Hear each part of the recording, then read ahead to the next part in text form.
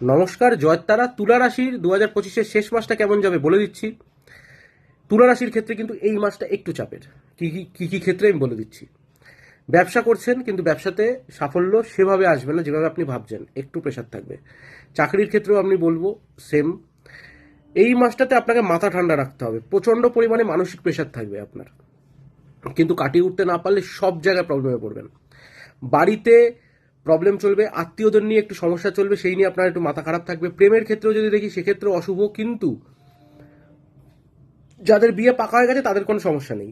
যারা প্রেম করছেন বাড়িতে বলতে যাবেন, গার্জিয়ানকে তো বলতে হয় বা আমাকে বলতে হয়, ছেলে হোক বা মেয়ে, সেখানে কিন্তু বাড়ির কিছু কিছু ক্ষেত্রে বাড়ির অমত আমি দেখছি, সেক্ষেত্রেও আপনার মানসিক চাপ থাকবে। কাটিয়ে উঠতে পারবেন, একটু ধৈর্য দেখাতে হবে। খরচটা অত্যাধিক হবে এই মাসে।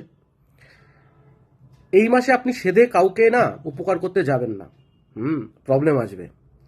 যাদের জমি বাড়ি জায়গা নিয়ে প্রবলেম হচ্ছে অনেক দিন ধরে, আইনি জটিলতায় ভুগছেন, তারা আরও কিন্তু ফেঁসে যেতে পারেন যদি মাথা খাটিয়ে কারুর পরামর্শ না নিয়ে এগোন।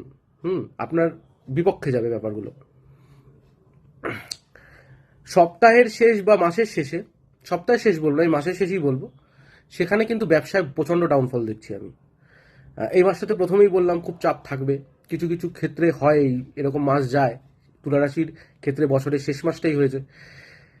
তো আপনাকে মাথা ঠান্ডা রাখার জন্য দুটো জায়গা আমি সাজেস্ট করব পার্সোনালি। যারা নাস্তিক তাদেরও বলবো একটু যেতে, একটু মন্দির দর্শন করুন। পুজো দিতে বলছি না, জাস্ট ওখানে গিয়ে বসে থাকুন, আপনার ভালো লাগবে। ঠিক আছে?